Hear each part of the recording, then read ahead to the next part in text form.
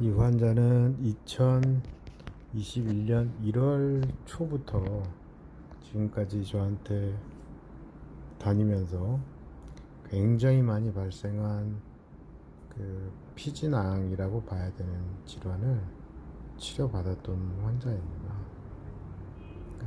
좀 이따가 영상 속에서 환자가 스스로 이야기하는 내용들이 나오는데,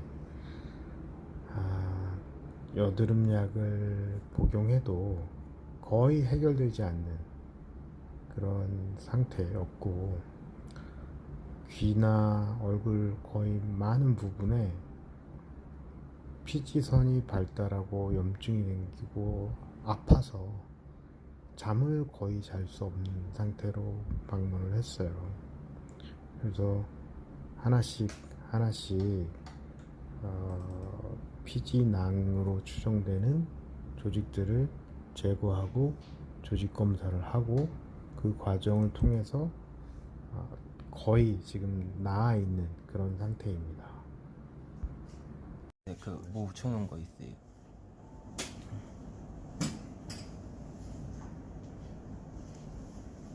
잘 될까요? 점점 작아졌잖아. 네. 그죠? 점점 띄워봐. 이게 이제 나중에, 나는 아직도 이게 그냥 단순 여드름이라고 판단하지 않아요. 응? 네. 워낙 엄청 심했잖아요. 네. 그지? 근데 그때도 얘기했지만 나는 여드름이라고 판단하지 않고, 오늘도 생각하지만 여드름이라고 판단하지 않아요. 네. 이제 삭감이 되거나 그러면 그때 본인이 불편했던 거 이걸 가만히 내버려두면 어떻게 됐어? 가만히 됐어. 심하게 부었죠. 그치? 막 터지고 빵꾸 나고. 그러니까 지금 여기 지금 피부가 다 그렇잖아. 여기 이렇게 될 거란 말이에요. 그지? 네, 여드름이면 원래 이소티논, 로아큐탄 그거 먹으면 사라지지 않아요? 제 친구 다 사라지던데. 근데 안 사라지지 잘. 저 그거 고등학교 때부터 군대 다닐 때까지 5년 넘게 먹었었는데 아이고. 저는 크게 없더라고요. 그냥 많이 졸리기만 하고. 그래서 그런 게 필요한 거예요. 네? 전부 다 거의 내가 다 수술로 했잖아. 수술로 네. 올 때마다. 네. 그치? 그래도 이걸 일부러 오늘 네. 마침 이제 시간도 많이 있고 그래서 녹화해 놓는 거야. 네. 어? 고등학교 때 그거 다 영순이 있어서 상관없잖아요. 그렇지. 그 이소티논 그렇지. 받고 간 거 있었고 로아큐탄. 사실 이런 사진 하나로만 가지고서는 알 수가 없습니다.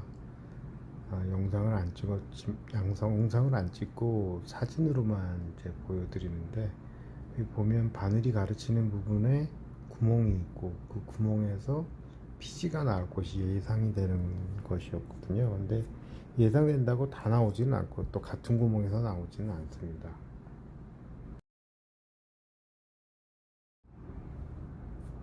이렇게 바늘이 가르치는 곳, 그곳에서 이제 압박을 가하면 피지가 분비되는데, 나오는 분비물의 내용은 우리가 일상적으로 알고 있는 여드름의 그 여드름과 같은 그런 피지가 아니죠.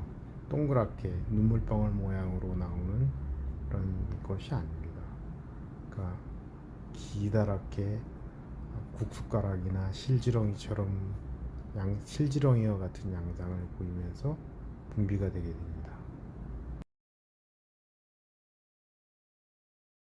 또 이 화면에서는 한 곳에서 나오지 않고 여러 곳에서 분비가 되는 것을 확인할 수 있습니다. 여기선 좀 두 군데로만 확인이 되는데, 어쩔 때는 세 군데, 네 군데에서 나오고, 또 그것이 서로 피하에서 연결되는 경우를 볼 수도 있습니다. 또 여드름의 분비물과 다른 그런 특징 중에 하나는 독특한 냄새가 나오거든요. 그래서 이제 자꾸 씻고 그러는데, 이 씻어서 해결되는 그런 문제는 아닙니다. 그러니까 개인위생을 이런 분들은 다 철저히 함에도 불구하고 채취라고 그러죠. 그 채취가 계속 묻어나오는 것을 볼 수 있습니다. 이 환자가 얘기하듯이 약물을 복용을 해도 잘 해결되지 않습니다. 그러니까 일부에서 개인위생으로 세안을 안 한다라든지 이런 얘기는 불필요한 이야기 같습니다. 그런 것들은 근거가 좀 부족한 이야기고요. 이분들한테 이런 질환을 가진 분들한테 잘못된 정보를 제공해서 상처를 주기도 하고 잘못 치료를 하기도 하는 그런 나쁜 영향이 있기 때문에 음식이나 다른 개인 위생이나 이런 걸로 해결되지 않고요. 화장품으로도 잘 해결되지 않습니다.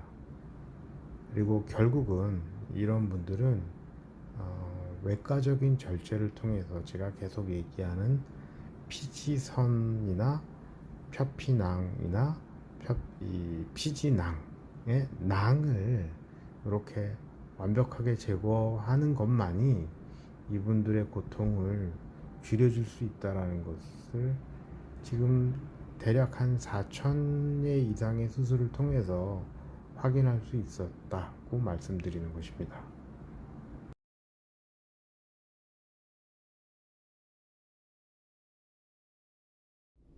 그런데 귀 주변에 귀의 앞쪽, 뒤쪽, 귓볼 어디든 상관없습니다. 이렇게 여드름 같기도 하고 뭐 종기 같기도 한 피부 상태로 오래도록 반복하게 되면 다발성으로 염증이 생기고 그들이 서로 엉겨붙게 되는 경우를 볼 수 있습니다. 그래서 이런 분들이 조금 일찍 수술하기를 바라는데, 마지막 영상에 보여드리겠지만, 이런 분들을 치료하는 것 자체가 쉽지가 않습니다. 이분은 제가 이렇게 작게 세 군데 정도를 작게 열어서 치료를 해드렸고, 이게 이제 완치가 된다면 가장 좋은 건데, 사실 완치가 된다고 뭐 보장하고 수술을 할 수는 없습니다. 최선을 다할 뿐입니다. 그런데 이렇게 하나 또 다른 방식으로 이거는 안 되겠다. 완치를 위해서 많이 절개해야 되겠다. 뭐 과거의 그 서양식 방식이고 어쩔 수 없는 경우에는 그거를 선택해야 됩니다. 그런데 처음부터 그런 걸 선택하기는 좀 어려운 거죠. 이런 케이스입니다. 같은 환자는 아니고요. 다른 환자이고 다른 병원에서 이렇게 앞서 있던 그 귀 앞쪽에 여드름과 같은 질환이 있어서 이렇게 수술을 하고 하는데, 이거는 사실 아주 잘 해놓은 겁니다. 아주 잘 해놓았음에도 불구하고 이런 수술은 좀 지양하지 말아야 되지 않나, 최후로 남겨두어야 되지 않나 하는 게 저의 생각입니다. 이 환자는 이제 작게 열고 필요한 부분만 제거를 했는데, 쉽지가 않은 것이 내부의 모양이 어떻게 되어 있는지 전혀 예측이 불가능합니다.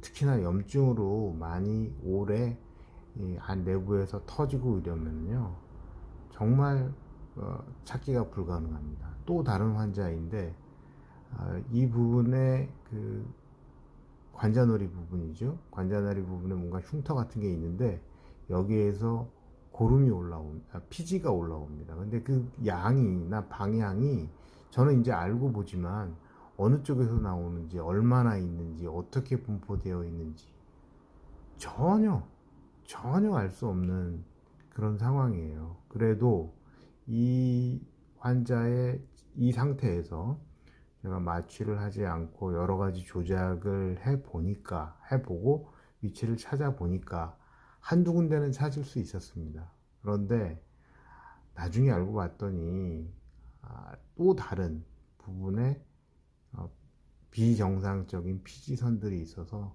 그걸 제거하느라고 굉장히 애를 먹었던 거죠.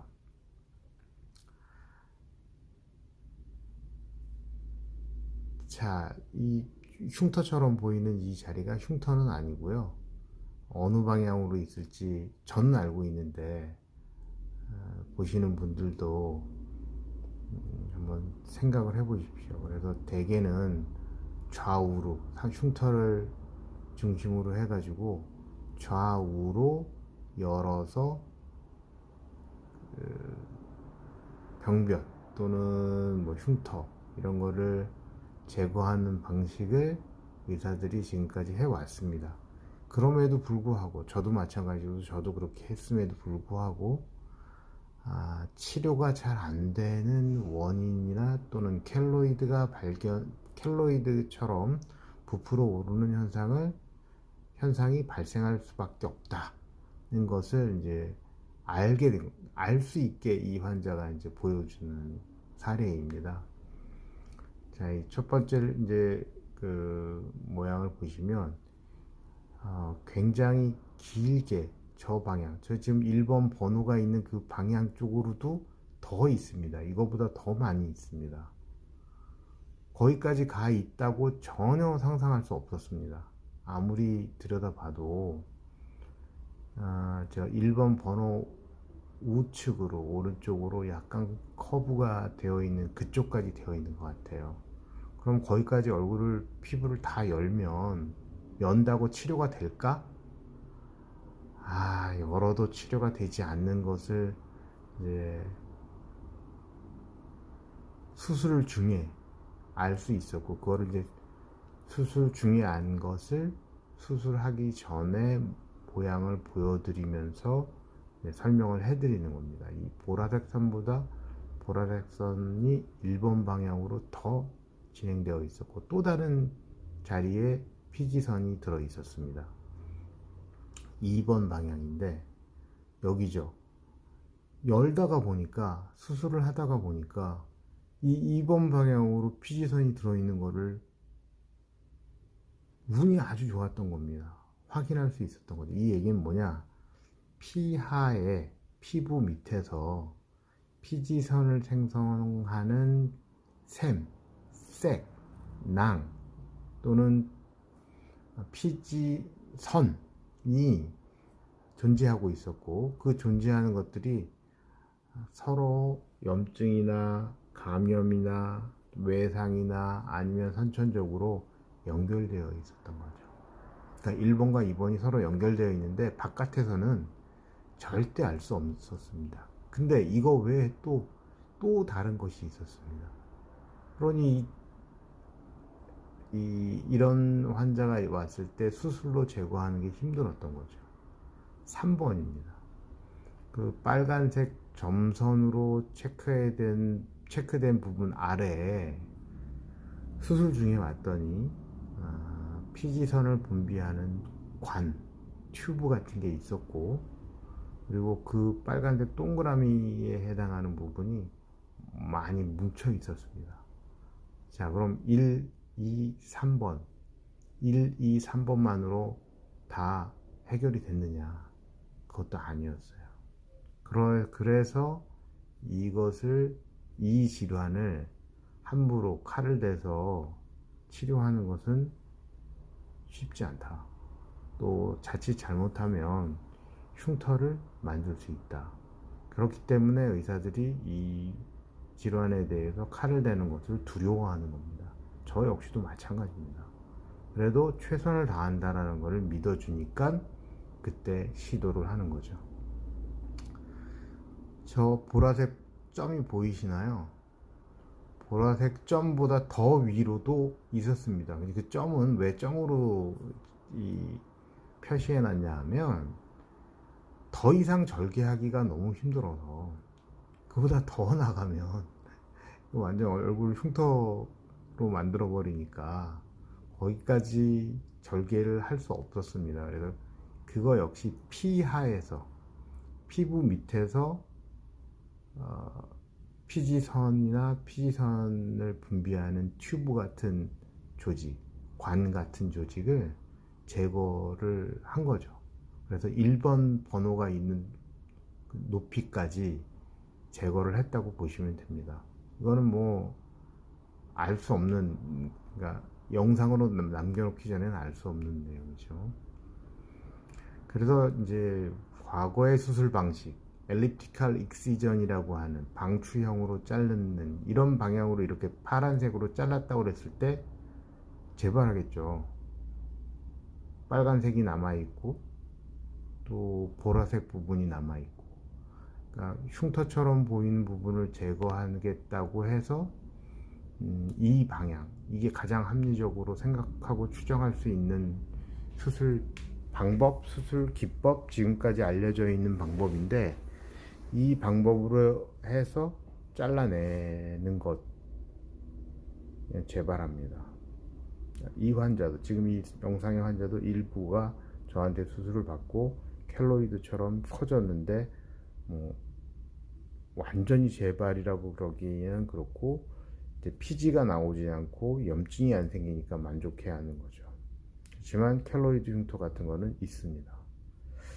자, 이거는 이제 조금 더, 자, 이 보라색 방향으로 나가는 걸 알았다고 치고 이렇게 절개를 하게 되어 있습니다. 이것도 엘립티컬 익시전이라는 방법인데, 이렇게 해도 많이 폭이 더 커지지 않는다면, 그러니까 볼록한 부분이죠. 지금 파란색에서 가장 길이가 긴 부분 말고 배가 볼록한 부분, 빨간 게 겹쳐 있는 부분 쪽으로 절개를 해서 안에 있는 거를 제거한다 해도 또 쉽지가 않습니다. 이유는 빨간 부분이 남아 있거나 보라색 부분 끝이 남아 있기 때문에 재발할 수 있는 것입니다. 그래서 수술 방식을 그런 방식으로만 고집해서는 답이 없다. 이 환자도 그래서 그런 방식으로 수술을 하지는 않았습니다. 그러니까 이 환자의 수술 방식은 보라색 부분 전체를 절개하는 방식으로 했습니다. 지금 나오는 것, 영상에 나오는 것처럼 파란색으로 하면 어떤 문제가 발생할까요? 완치는 장담할 수 없어요. 가능성은 있지만 흉터는 장담할 수 있습니다. 그래서 서양처럼 뭐 흉터에 별로 관심이 없다, 나는 흉터 많아도 괜찮다, 이런 사람들은 이 방식으로 해도 되겠죠. 근데 알아봤더니 서양도 흉터가 많이 남는 것을 그렇게 선호하지는 않는 모양입니다. 어쨌든 이런 질환이 있을 때 치료하는 방법이 굉장히 어려웠었고, 이분은 1번 보라색 방향으로 길게 절개하기 위해서 들어가서 그 정도의 절개 상처만 내고 치료를 해 드렸습니다. 어제 했기 때문에. 다른 환자입니다.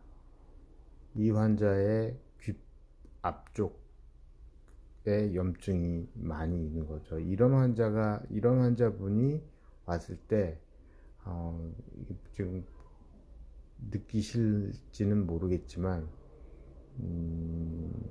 흉터처럼 보이는 부분이 귀 앞에 하나 있고, 귓볼 아래쪽으로 염증처럼 되어 있는 부분이 있는데, 이게 연결되는 경우가 많이 있습니다. 그렇다던 치더라도 최소한으로만 절개를 하고 밑에서, 내부에서 염증을 일으키는 조직들을 제거하는 방법을 선택하는 것이 완치의 가능성도 있고, 완치가 안 돼서 재발을 한다 하더라도 충분히 추후에 크게 절개해서 제거할 수 있는 그런 상황으로 보입니다. 지금 여기가 치료할 자리인데, 좀 전에도 얘기했지만 여기에서 여기까지 다 연결되는 사람도 있어요. 여기에서 여기까지, 심지어는 이 뒤까지 되는 사람도 있고, 귀하고 연결돼서, 지금 얘도 지금 안 좋은데 이쪽도 귀하고 연결돼서 여기 있는 애가 이 뒤로까지 나오는 애들도 있고 그런데, 자, 다시 제가 수술한 그 환자로 되돌아왔습니다. 이렇게 필요한 부분만 먼저 절개를 최소화하고 그 내부에 있는 원인 조직을 제거하는 것, 병변을 제거한다 그러죠. 그거를 제거하는 것이 제가 보기엔 최선인데 쉽지가 않다.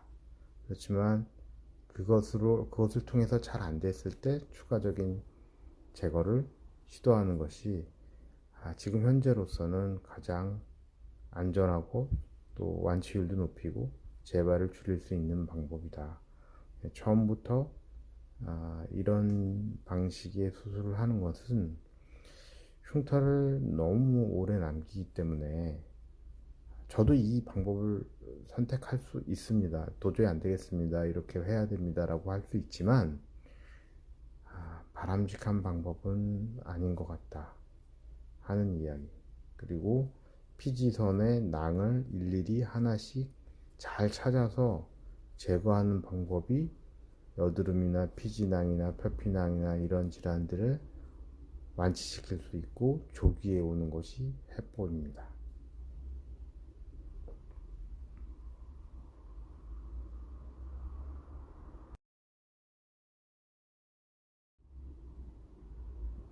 앞서 환자로 다시 가봅니다. 이런 여드름과 유사한 질환을 갖고 있는 피지선 질환들 잘 치료가 안 되는 경우가 많은데 여러 다양한 케이스를 복합적으로 제가 설명을 해드렸어요. 그러니까 쉽지 않은 치료지만 이 환자도 쉽지 않았다라는 걸 이제 여러 사례를 들어서 또 한 1년 반, 1년 반 6개월, 1년 반 6개월 넘게 치료를 해서 이제 알려드렸는데요.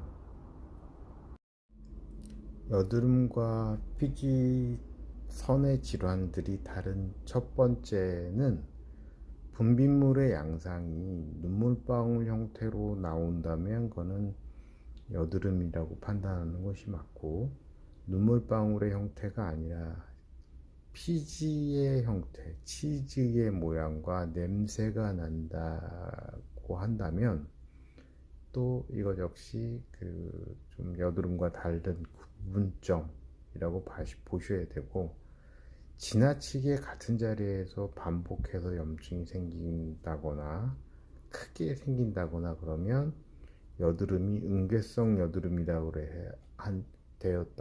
된 것으로 봐야 되고요. 또 나이를 먹고 생겼다.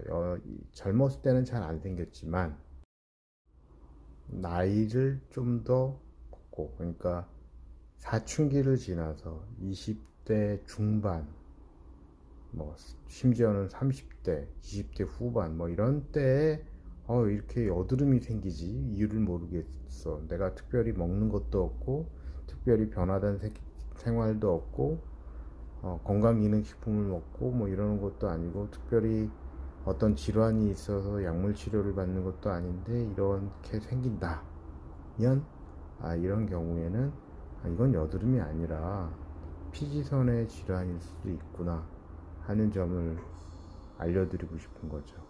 그래서 피지선의 질환이 있고 약으로도 잘 해결되지 않는 수술이 모든 치료의 최우선은 아니지만 잘 치료가 되지 않는다면 그거는 약물보다는 이제는 수술을 통한 치료를 해야 될 때가 되었다고 판단하는 것이 더 낫고, 그 치료를 위해서는 일부의 재발, 일부의 감염, 또 흉터 이런 것을 각오를 하고, 그렇다고 많이 남기는 건 아니고요, 치료하는 것이 현명합니다. 감사합니다.